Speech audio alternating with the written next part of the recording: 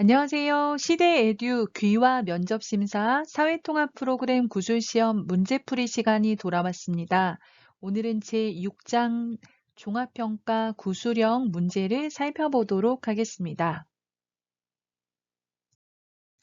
자, 1번에서 3번 질문은 지문을 읽고 지문에서 질문에 대한 대답을 찾아서 대답을 하는 것입니다. 그래서 여러분이 시험을 보러 교실에 들어가시면 외국인 등록증과 구술 채점표를 면접관에게 드리고 자리에 앉아서 책상 위에 붙어 있는 지문을 눈으로 빠르게 읽어보는 게 좋겠습니다. 읽으면서 어떤 내용이 있는지 잘 알아야 돼요. 왜냐하면 이 내용에 대해서 질문이 나오거든요. 자, 먼저 제가 질문을 읽어볼게요. 대한민국의 고유 문자인 한글의 원래 이름은 훈민정음이다. 이는 백성을 가르치는 바른 소리라는 뜻이다. 훈민정음은 지금으로부터 약 600년 전에 조선의 세종대왕이 창제했다. 언어학자들에 의하면 한글은 자음과 모음이 결합되어 하나의 글자를 이룬다는 점에서 과학적인 문자라는 평가를 받고 있다. 한글의 모음은 하늘, 땅, 사람의 모양을 본떠서 만들었고, 한글의 자음은 입술, 혀, 목 등의 사람의 발음기관의 모양을 본떠서 만들었다. 한글은 모음과 자음을 결합하여 모든 글자를 만들 수 있다. 유네스코에서는 세종대왕의 업적과 한글의 우수성을 기념하기 위해 세계적으로 문맹퇴치 사업에 기여를 많이 한 사람이나 단체를 선정하여 상을 주는데 그 상의 이름이 세종대왕 상이다. 자, 첫 번째 보시면 대한민국의 고유 문자, 다른 나라에서 들어온 문자가 아니고요. 대한민국에서 만들어진 문자예요. 대한민국에서 만들어진 고유 문자인 무엇? 한글. 한글은 한글의 원래 이름, 처음에는 한글이 아니었어요. 처음 이름은 훈민정음이다. 훈민정음이었어요. 한글의 처음 이름은, 원래 이름은 훈민정음이었어요. 자, 이 훈민정음 이걸 얘기하는 거죠. 이는 백성을 가르치는 바른 소리라는 뜻이다. 자, 훈민정음은 백성을 가르치는 바른 소리라는 뜻, 그런 의미를 가지고 있습니다. 백성, 지금으로 말하면 국민이에요, 국민. 그 당시는 이제 조선이니까 조선의 국민을 얘기하는 거죠. 백성을 가르치는 바르다, 맞는 소리. 그래서 가르치다, 백성민, 바르다, 소리, 해서 한자인데요. 훈민정음하면 백성을 가르치는 바른 소리라는 의미입니다. 자, 훈민정음이 언제 만들어졌어요? 약 600여 년 전에 누가 조선의 세종대왕이 창제하다는 만들었다 그런 얘기입니다. 만들었다.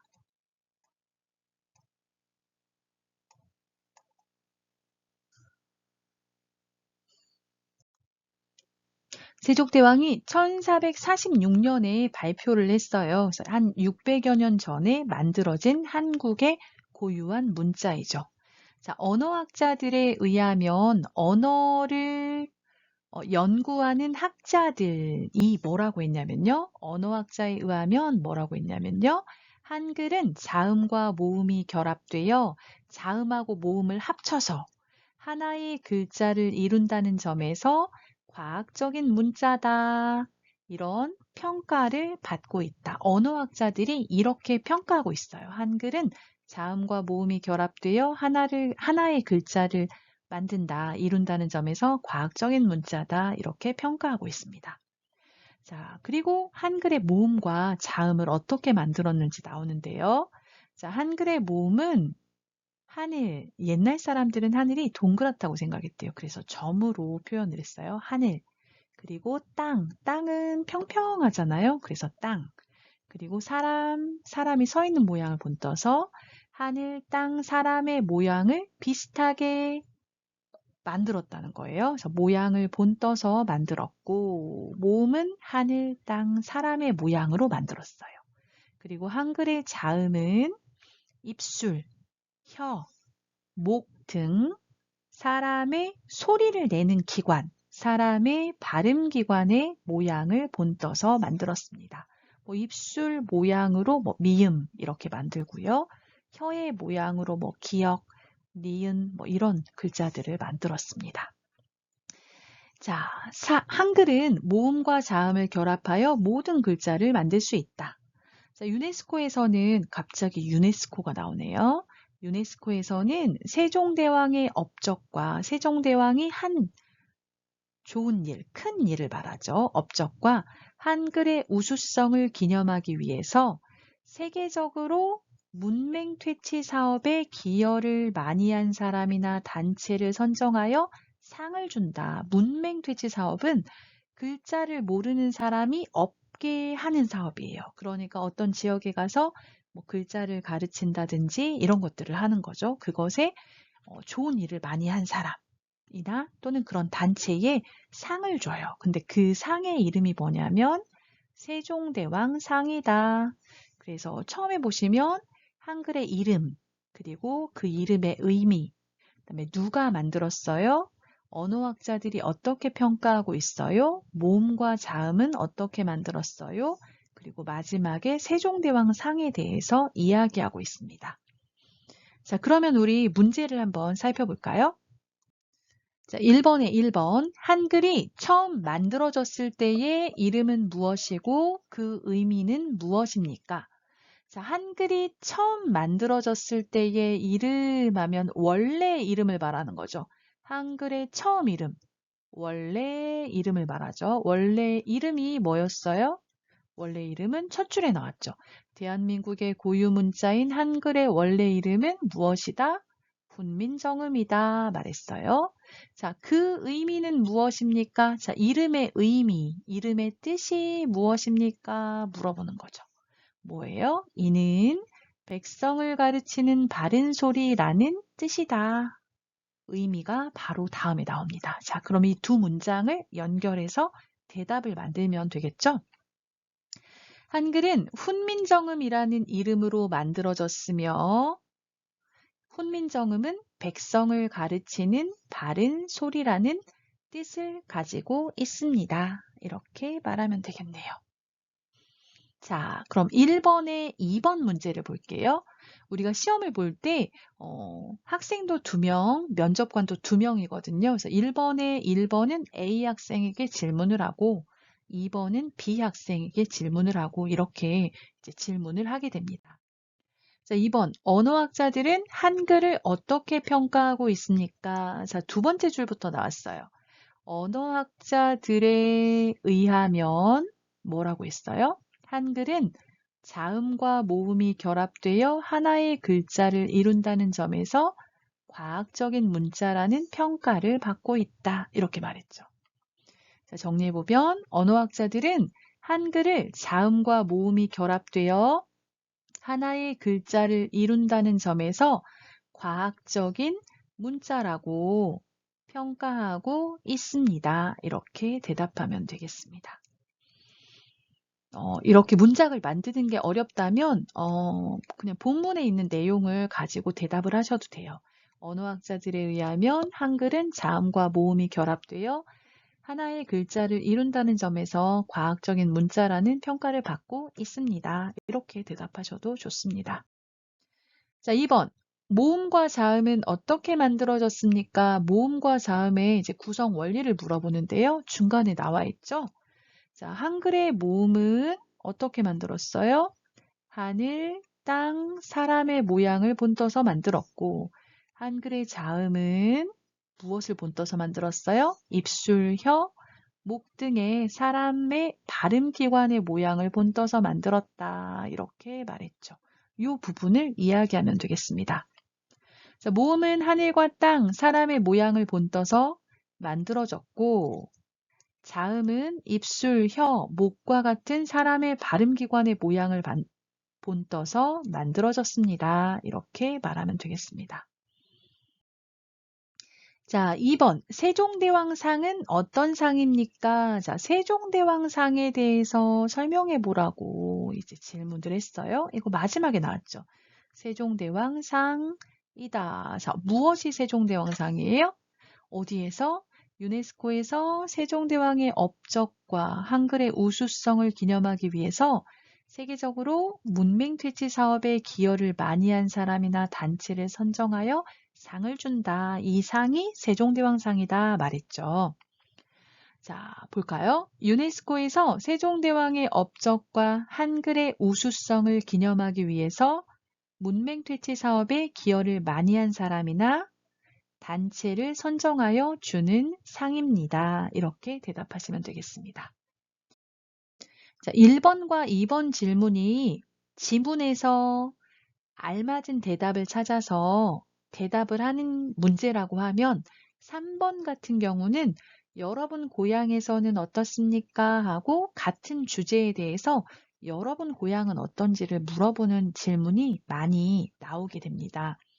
우리가 본문에서 대한민국의 문자, 한글에 대해서 알아봤는데요. 3번은 여러분 고향의 문자에 대해서 이야기하는 문제입니다. 땡땡씨의 고향에서 사용하는 문자에는 어떤 특징이 있는지 이야기해 보세요. 이렇게 질문을 냈고요. 학생들마다 나라가 다르기 때문에 같은 공통 질문이 나갈 수가 있습니다. 이 책에서는 이제 중국의 한자에 대해서 이제 설명을 하고 있는데요. 여러분이 갑자기 이런 질문을 받으면 아마 고향 문자에 대해서 설명하는 게 쉽지는 않을 것 같아요. 그래서 이번 수업을 통해서 우리 고향의 문자에는 어떤 특징이 있는지, 어떻게 만들어졌는지 이런 것들을 좀 정리를 해보시면 좋을 것 같습니다. 제가 먼저 한번 읽어보겠습니다. 중국에서는 한자를 사용합니다. 한자는 눈에 보이는 사물의 모양을 본떠서 만든 문자입니다. 예를 들면 뇌산과 물수는 각각 산과 물의 모양을 보고 만든 글자입니다. 또 이미 만들어진 글자들을 결합하여 새로운 글자를 만들기도 합니다. 그리고 한자는 각 단어마다 의미와 읽는 방법이 다릅니다. 그래서 한자를 배울 때는 글자를 하나하나 따로따로 외워야 하는 점이 어렵습니다. 자, 중국의 글자 한자에 대해서 설명하고 있습니다. 자, 우리나라 중국에서는 무엇을 사용해요? 중국에서는 한자를 사용합니다. 한자는 어떻게 만들어요? 눈에 보이는 사물의 모양을 비슷하게 만든 문자예요. 본떠서 만든 문자입니다. 예를 들면 외산과 물수는 각각 산과 물의 모양을 보고 만든 글자입니다. 여러분 산이 이렇게 생겼잖아요. 이걸 보고 외산 이렇게 만들었거든요. 물이 흘러요. 물이 흐르는 걸 보고 물수 이렇게 만들었어요. 그래서 그 산의 모양, 물의 모양을 보고 외산, 물수 이렇게 한자를 만들었다는 거죠. 또 이미 만들어진 글자들을 결합하여 새로운 글자를 만들기도 합니다. 뭐 학교 할 때 보면 두 개의 글자를 합쳐서 하나의 글자 교를 만들기도 합니다. 그래서 이렇게 만들어지는 이제 원리도 있다 이야기하고 있는 거죠. 그래서 보면 모양을 본떠서 만드는 글자도 있고 두 개의 글자를 합쳐서 하나의 새로운 글자가 만들어지기도 한다. 그런 얘기를 하고 있습니다.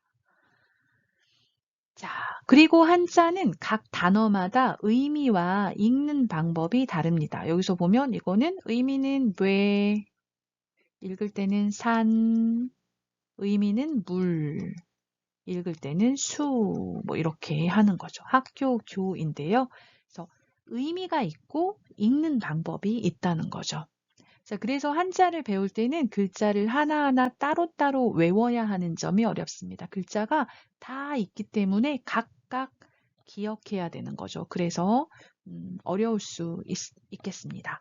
자, 그러면 이렇게 이제 중국의 글자 한자를 설명하는 방법들이 이제 나와 있죠. 그래서 요렇게 여러분 나라의 글자는 어떤지 뭐 이런 것들을 한번 생각해 보시면 좋겠습니다.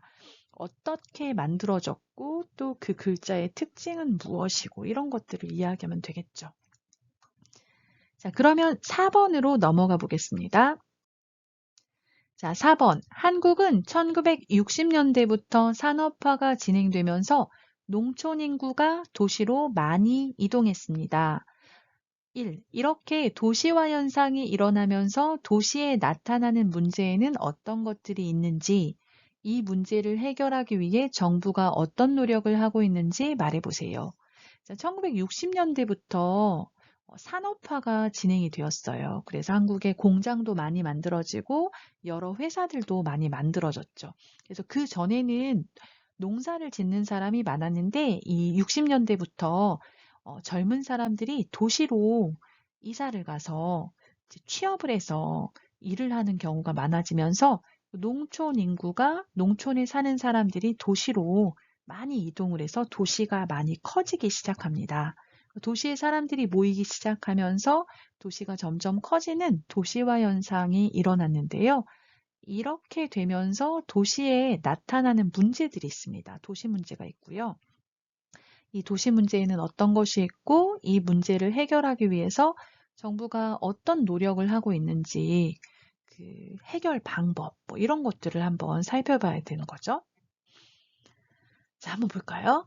자, 도시의 인구가 증가하면서 도시에서는 교통 문제, 환경 문제, 주택 문제가 발생하고 있습니다. 정부는 교통 문제를 해결하기 위해서 대중교통 수단을 확충하고 환승 할인 제도, 버스 전용 차로제, 혼잡 통행료 등의 제도를 실시하고 있습니다. 또한 환경 문제를 해결하기 위해서 쓰레기 분리수거를 의무화하고 일회용품 규제 등을 실시하고 있습니다.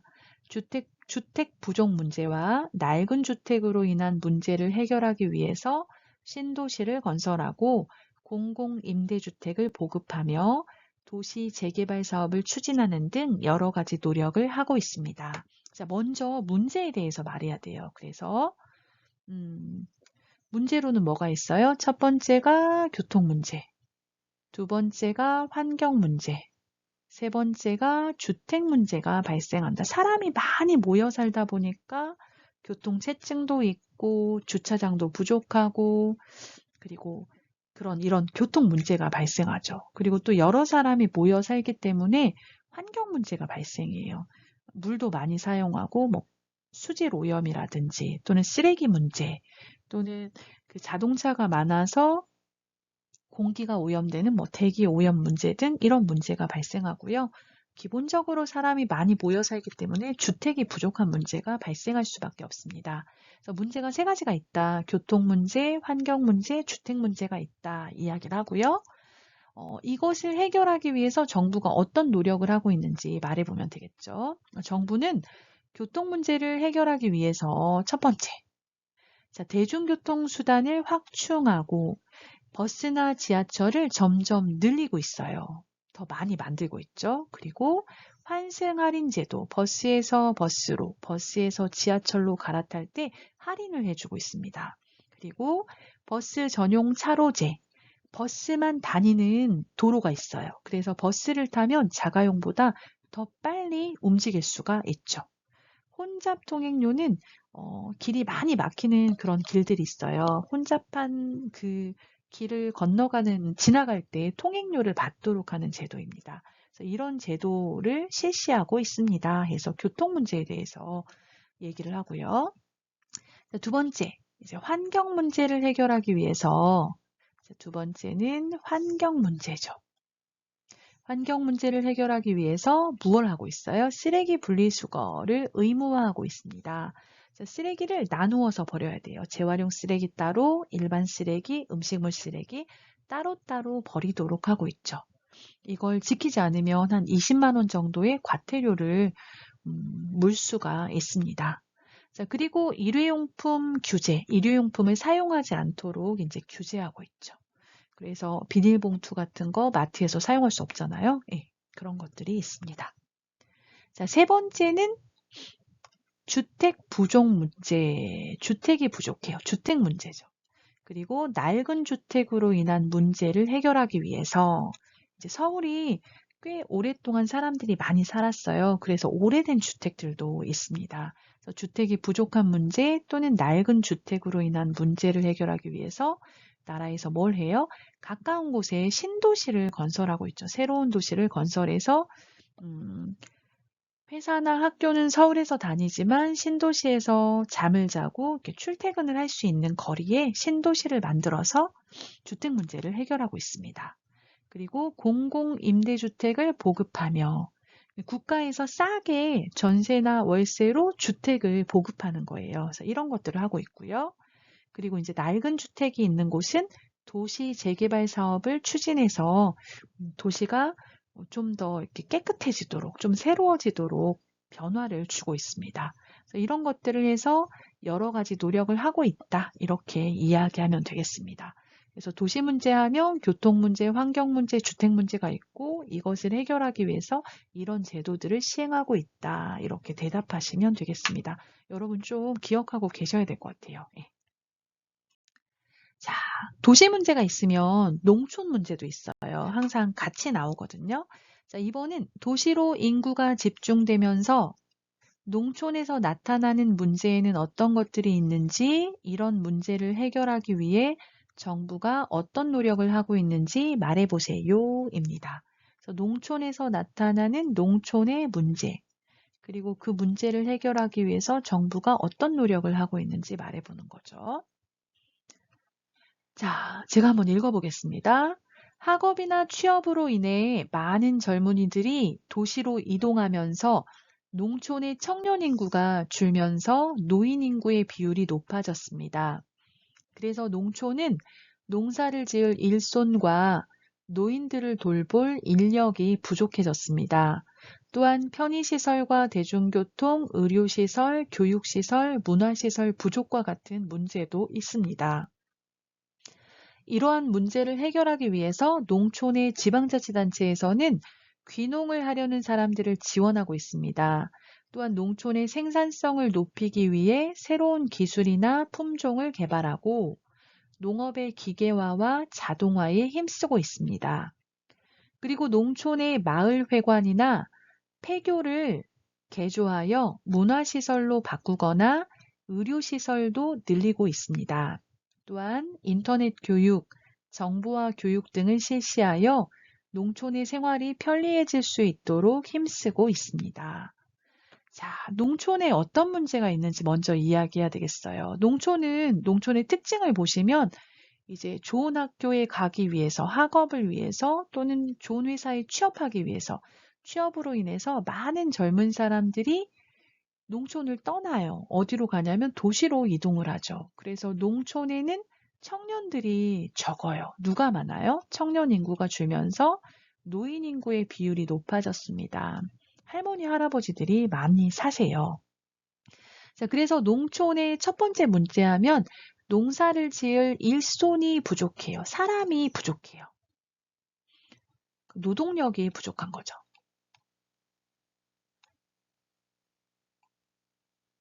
자, 그리고 노인들만 모여 있기 때문에 노인들을 돌볼 수 있는 사람, 인력도 사람을 말합니다. 돌볼 사람들이 부족한 것이 있습니다. 노인들을 돌보아야 하고 또 농사 지을 사람이 부족하고 이런 것들이 있죠. 그 다음 세 번째는 여러 가지 시설이 도시에 비해서 부족합니다. 뭐 편의시설, 대중교통, 의료시설, 교육시설, 문화시설 이런 것들이 어때요? 부족하죠. 도시보다 부족하죠. 그래서 이런 부족 문제가 있습니다. 자, 그리고 이제 해결 방안을 얘기합니다. 이러한 문제를 해결하기 위해서 농촌의 지방자치단체에서는 지방자치단체 하면 뭐 시청, 구청, 군청 이런 데를 말합니다. 자, 귀농을 하려는 사람들을 지원하고 있다. 귀농은 도시에 살다가 다시 농촌에 돌아가서 농사를 지으려는 사람들을 말해요. 그래서 보면 도시에 살다가 다시 농촌으로 이사를 와요. 그걸 귀농이라고 합니다. 그래서 지원하는 프로그램들이 많이 있습니다. 또한 아까 일손이 부족하다 이렇게 말했죠. 그래서 농촌의 생산성을 높이기 위해서 새로운 기술 또는 야채나 이런 것들의 새로운 씨앗, 품종 이런 것들을 개발하고요. 그리고 사람이 적더라도 기계를 이용해서 농사를 지을 수가 있어요. 그래서 농업의 기계화와 자동화에 힘쓰고 있습니다. 그러면 일손이 좀 부족하더라도 일을 할 수가 있겠죠. 자, 그리고 아까 문화시설이 부족하다, 편의시설 또는 문화시설이 부족하다 이런 얘기를 했는데요. 농촌의 마을회관, 각 동네마다 사람들이 모이는 곳이 있어요. 거기를 마을회관이라고 하는데요. 마을회관이나 폐교. 예전에는 학교였는데 문을 닫았어요. 왜냐하면 어린아이들이 없어요. 그래서 초등학교나 중학교, 고등학교가 학생이 없어서 문을 닫고 학교를 하지 못하는 그런 학교들이 있어요. 그걸 폐교라고 하는데요. 이 폐교를 개조하다, 바꿔서, 고쳐서 무엇을 만들고 있어요? 문화시설로 바꾸거나 또는 병원, 약국, 의료시설도 늘리고 있습니다. 자, 그리고 또 인터넷 교육이나 정보화 교육, 컴퓨터 교육을 해주는 거죠.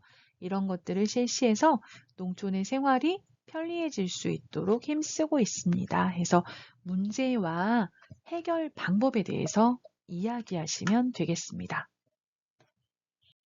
자, 마지막 5번 문제입니다. 한국은 동쪽, 서쪽, 남쪽의 지형이 모두 다릅니다. 한국의 동쪽, 서쪽, 남쪽의 지형은 어떤 특징이 있나요? 각각의 특징을 비교해서 말해보세요. 지리 문제가 나왔는데요. 답을 한번 살펴볼까요? 한국은 전체적으로 동쪽이 높고 서쪽이 낮은 동고서저의 지형이며 동쪽, 남쪽, 서쪽에는 바다가 있습니다. 국토의 65%가 산으로 이루어져 있으며 동쪽 지역은 태백산맥을 따라 설악산, 오대산 등의 산이 있습니다. 서쪽과 남쪽에는 강을 중심으로 농사를 지을 수 있는 넓은 평야가 있는데 김포평야, 호남평야 등이 유명합니다. 또한 한국은 해안선이 단조로운 동해안과 해안선이 복잡하고 섬이 많은 남해안과 서해안으로 둘러싸여 있습니다. 특히 서해안은 갯벌이 발달했는데 한국의 서해안 갯벌은 세계 5대 갯벌 중 하나로 꼽힙니다. 여러분 지리 첫 번째 시간에 아마 배우셨을 거예요. 그래서 한국을 보시면 이제 동쪽에도 동해 바다가 있고 서쪽에 서해 바다가 있고 남쪽에는 남해 바다가 있죠. 요 동쪽을 중심으로 산이 많아요. 이 산을 태백산맥이라고 하거든요. 그래서 여러분이 한국의 지형을 보시면 동쪽은 좀 높고 서쪽은 평평한 것을 좀 볼 수가 있습니다. 동쪽이 높아요, 서쪽이 낮아요. 이걸 동고서저라고 하죠. 그래서 한국은 전체적으로 동쪽이 높고 서쪽이 낮은 동고서저의 지형이며 동쪽, 남쪽, 서쪽에 뭐가 있다? 바다가 있습니다. 자, 국토의 65%가 산이에요. 산으로 이루어져 있고 동쪽 지역에 산이 많아요. 그래서 동쪽 지역은 태백산맥을 따라서 대표적인 산으로 설악산, 오대산이 있습니다. 자, 그리고 여러분 이제 비가 오게 되면 높은 곳에서 낮은 곳으로 물이 흐르잖아요. 그래서 보통 한국의 강은 동쪽에서 서쪽으로 이렇게 강이 흐르게 되어 있어요. 한강도 동쪽에서 서쪽으로 흐릅니다. 이 강을 사이에 두고 옆에 평평한 땅이 만들어져 있습니다. 평평한 땅이 만들어져 있는데요. 이걸 평야라고 하죠. 평야. 그래서 서쪽과 남쪽에는 강을 중심으로 농사를 지을 수 있는 넓은 평야가 있는데 대표적인 평야로 김포평야와 호남평야가 있다. 유명합니다. 이렇게 말했습니다. 자, 그리고 한국은 해안선이 단조로운 동해안. 자, 동해안은 보면 바다와 땅이 만나는 해안선이 비교적 단순해요. 단조롭고요. 서해안하고 남해안은 되게 복잡해요. 복잡하고 섬이 많이 있어요. 섬. 서해하고 남해는 섬이 많이 있습니다.